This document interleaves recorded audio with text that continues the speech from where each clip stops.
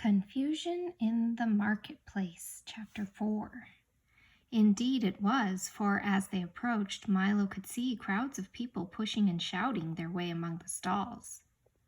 Buying and selling, trading and bargaining, huge wooden-wheeled carts streamed into the market square from the orchards, and long caravans bound for the four corners of the kingdom made ready to leave.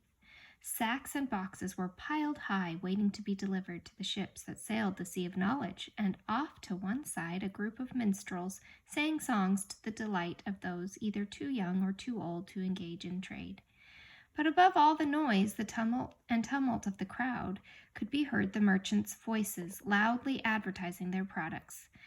"Get your fresh-picked ifs, ands, and buts! Hey-ya, hey-ya, hey-ya, nice ripe wheres and whens! Juicy, tempting words for sale."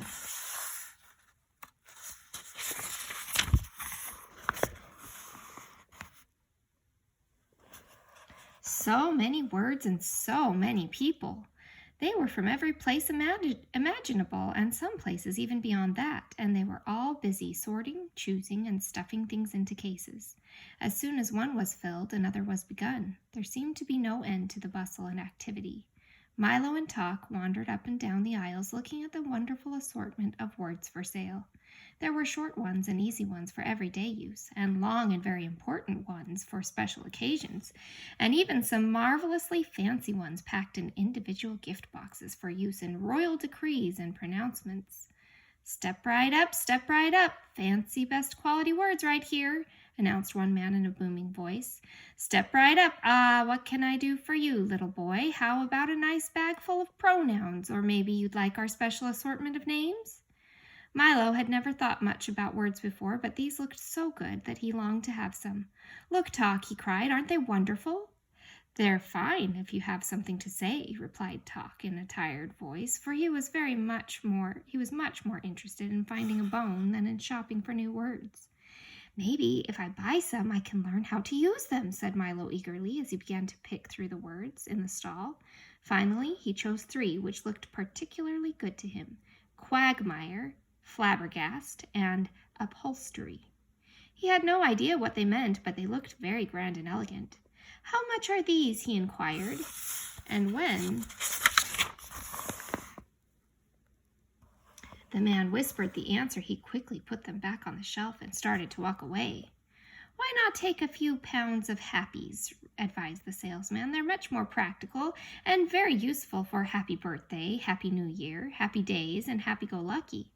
"I'd like to very much," began Milo, "but—" "Or perhaps you'd be interested in a package of goods, always handy for good morning, good afternoon, good evening, and goodbye," he suggested. Milo did want to buy something, but the only money he had was the coin he needed to get back through the toll booth, and Talk, of course, had nothing but the time. "No, thank you," replied Milo. "We're just looking."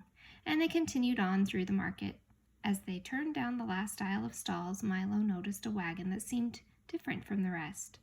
On its side was a small, neatly lettered sign that said, "Do it yourself," and inside were 26 bins filled with all the letters of the alphabet from A to Z.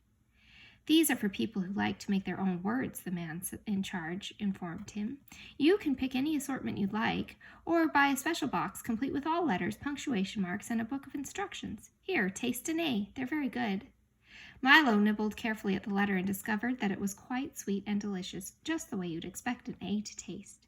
"I knew you'd like it," laughed the letter man, popping 2 G's and an R into his mouth and letting the juice drip down his chin. "A's are one of our most popular letters. All of them aren't that good," he confided in a low voice. "Take Z, for instance, very dry and sawdusty. And the X? Why, it tastes like a trunk full of stale air. That's why people hardly ever use them. But most of the others are quite tasty. Try some more." He gave Milo an I, which was icy and refreshing, and took Talk a crisp, crunchy C. "Most people are just too lazy to make their own words," he continued, "but it's much more fun." "Is it difficult? I'm not much good at making words," admitted Milo, spitting the pits from a P. Perhaps I can be of some assistance. ASSISTANCE, buzzed an unfamiliar voice, and when Milo looked up, he saw an enormous bee, at least twice his size, sitting on top of the wagon. I am the spelling bee, announced the spelling bee. Don't be alarmed. ALARMED. Tuck ducked under the wagon, and Milo, who was not overly fond of normal-sized bees, began to back away slowly. I can spell anything. ANYTHING, he boasted, testing his wings. Try me. Can you spell goodbye? Suggested Milo as he continued to back away. The bee gently lifted himself into the air and circled lazily over Milo's head. Perhaps. PERHAPS, you are under the misapprehension. MISAPPREHENSION, that I am dangerous, he said, turning a smart loop to the left. Let me assure ASSURE you that my intentions are peaceful, PEACEFUL, and with that he settled back on top of the wagon and fanned himself with one wing. Now, he panted, think of the most difficult word you can and I'll spell it. Hurry up, and he jumped up and down impatiently. He looks friendly enough, thought Milo, not sure just how friendly a friendly bumblebee should be, and tried to think of a very difficult word. Spell vegetable, he suggested, for it was one that always troubled him at school. That is a difficult one, said the bee, winking at the letterman. Let me see now. He frowned and wiped his brow and paced slowly back and forth on top of the wagon. How much time do I have? Just 10 seconds, cried Milo excitedly. Count them off, Talk. Oh dear, the bee repeated, continuing to pace nervously. Then, just as the time ran out, he spelled as fast as he could. VEGETABLE. Correct, shouted the letterman, and everyone cheered. Can you spell everything? Asked Milo admiringly. Just about, replied the bee with a hint of pride in his voice. You see, years ago I was just an ordinary bee, minding my own business, smelling flowers all day and occasionally picking up part-time work in people's bonnets. Then one day I realized that I'd never amount to anything without an education, and being naturally adept at spelling, I decided that Balderdash, shouted a booming voice, and from around the wagon stepped a large beetle-like insect, dressed in a lavish coat, striped pants, checked vest, spats, and a derby hat. Let me repeat, Balderdash, he shouted again, swinging his cane and clicking his heels in mid-air. Come now, don't be ill-mannered. Isn't someone going to introduce me to the little boy? This, said the bee with complete disdain, is the humbug, a very dislikable fellow. Nonsense! Everyone loves a humbug, shouted the humbug, as I was saying to the king just the other day. You've never met the king, accused the bee angrily. Then, turning to Milo, he said, Don't believe a thing this fraud says. Bosh, replied the humbug. We're an old and noble family, honorable to the core, insectus humbugium, if I may use the Latin, why we fought in the Crusades with Richard the Lionheart, crossed the Atlantic with Columbus, blazed trails with the pioneers, and today many members of the family hold prominent government positions throughout the world. History is full of humbugs. A very pretty speech, SPEECH, sneered the bee. Now why don't you go away? I was just advising the lad of the importance of proper spelling. Bah, said the bug, putting an arm around Milo. As soon as you learn to spell one word, they ask you to spell another. You can never catch up, so why bother? Take my advice, my boy, and forget about it, as my great-great-great-grandfather George Washington Humbug used to say. You, sir, shouted the bee very excitedly, are an impostor. IMPOSTOR, who can't even spell his own name.